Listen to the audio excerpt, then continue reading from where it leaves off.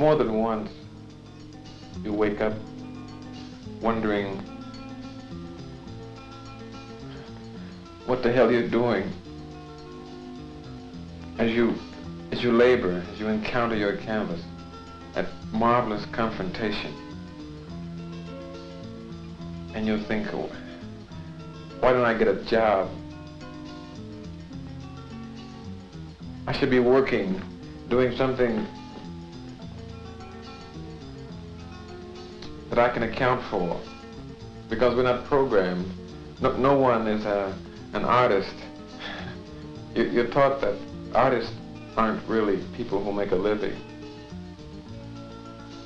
So when you get up and you make this confrontation every day with the canvas, and you are doing that, and nothing is happening, it's very fallow, and there's nothing coming out of your guts, and you're struggling and struggling, and you think you should get a job. I think, Bernie Casey, you should get a job. And yet you know so well, so incredibly well, that painting is the only thing that is really important to you. And no matter how much self-flagellation you indulge in, no matter how many beatings you inflict upon yourself, you know that to do it all over again you would, completely, because you're committed. And just that commitment in itself is so marvelous. You are committed to your thing, whether you do it well or not, whether you work fast or slowly, whether the public likes you or not, whether the public buys you or not, you're still committed.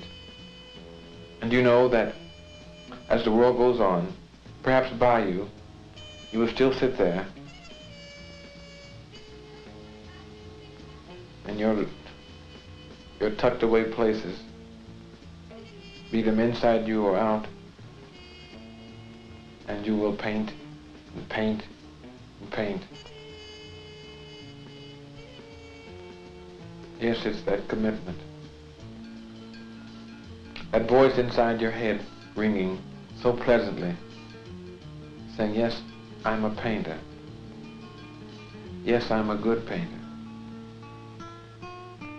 Yes, I shall always be a painter.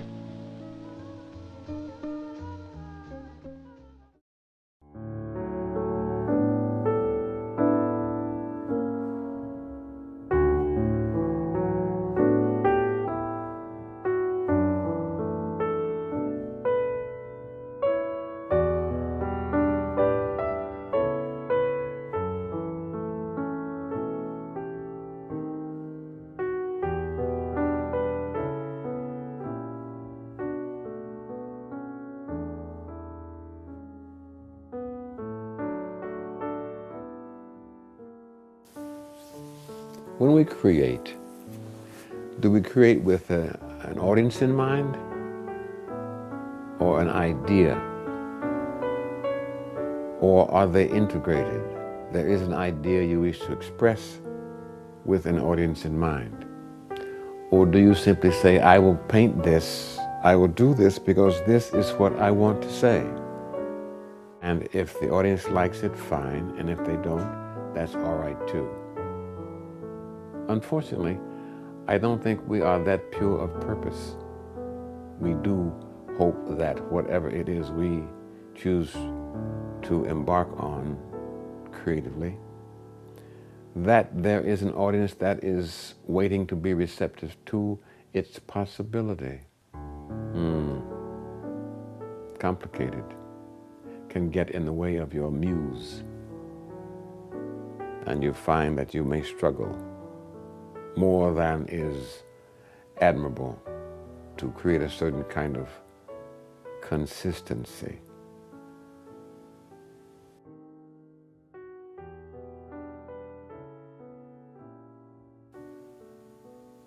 You are circumstanced by, for instance, when you're in school and you're in class, and the teacher asks for the different kinds of scenes that they like to indulge the students in during holidays. For instance, as Thanksgiving is approaching, they want someone to draw pilgrims and turkeys and Thanksgiving feast and all of those festivities that relegate themselves to that particular holiday. As Christmas begins to come, it's Santa Claus and toys and reindeer and all of that bric-a-brac. And I was pretty facile at that chalk drawing on the blackboard, so the teachers always asked me, Bernie, would you like to draw the Christmas scene? I go, yes, ma'am.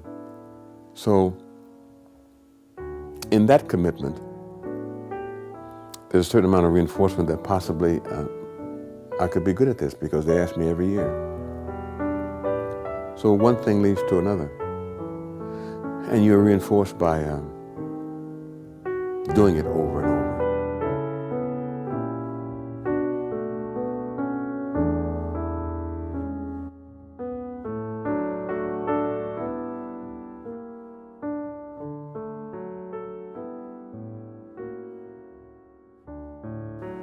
When you look at art, you cannot always tell if, in fact, by its content, if it were done by a woman or a man or a person of color or a Caucasian, which is interesting. Sometimes you can, and sometimes you can't. Well, why is that?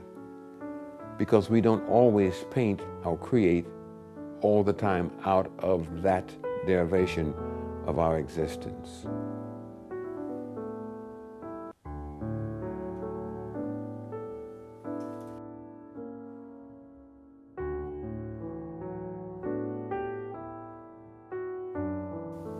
It would almost seem as if it were happenstance. It was not. It was a dream thumping in my heart, but I dare not mention it because in my circumstance, no one said they wanted to be a painter or an artist. I was like, what? Painting mean you painted some object, a car or a house or the walkway. It's just, you learn to appreciate as you expand in your possibility. So that's what allows you to think maybe some things are possible. But you're dealing with, you're walking down these very dark corridors of impossibility until someone turns on a light. And you never know who will do that, be it your parents, a professor, a teacher, your uncle, the guy at the grocery store, who allows you to think, this could maybe be something, even as remote and unthinkable as it may be. If there's a glimmer of hope in the possibility, that's all you need.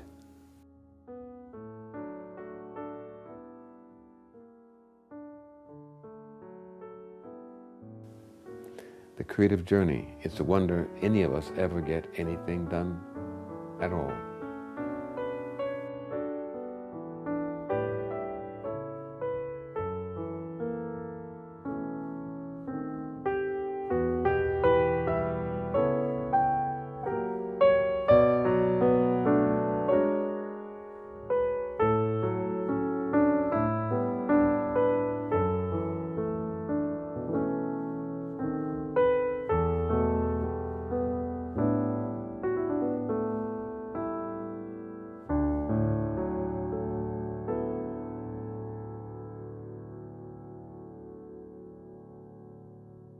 One of the most difficult aspects of this creative journey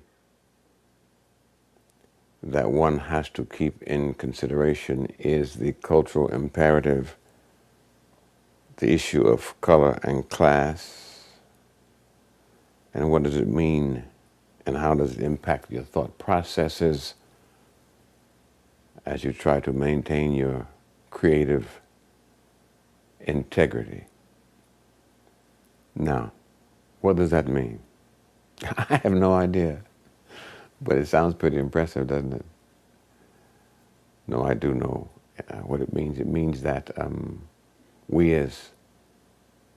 be very specific, we as black people who are taking that journey must be ever mindful of how what we do and in its finished product, what it means to our potential audience. We don't just create to sell, to make money. It is wonderful when you can and do.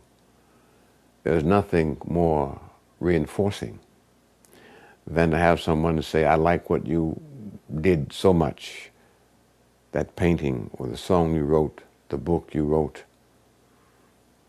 the painting you painted, whatever it is that you did, that I'd like to have it for myself. And they'll give you remuneration for it. That is the ultimate compliment.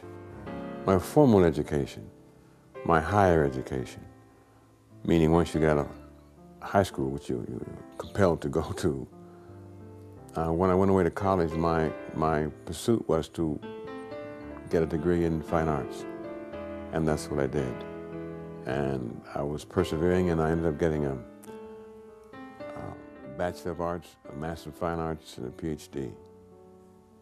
with a specialist in painting. So that was always in the back of my mind, and it was facilitated by my ability as an athlete to garner a scholarship and win my way through the university. Otherwise, I could not have gone, because my folks were just working class people who had no money and not much insight or acceptance of the possibility of doing that. So I was a self-motivated person. So our existence is complicated by all those shades of gray that we have to deal with all the time. It's a difficult thing when we have to forever test the terrain to see what is acceptable and amenable. That gets in the way of the creative process.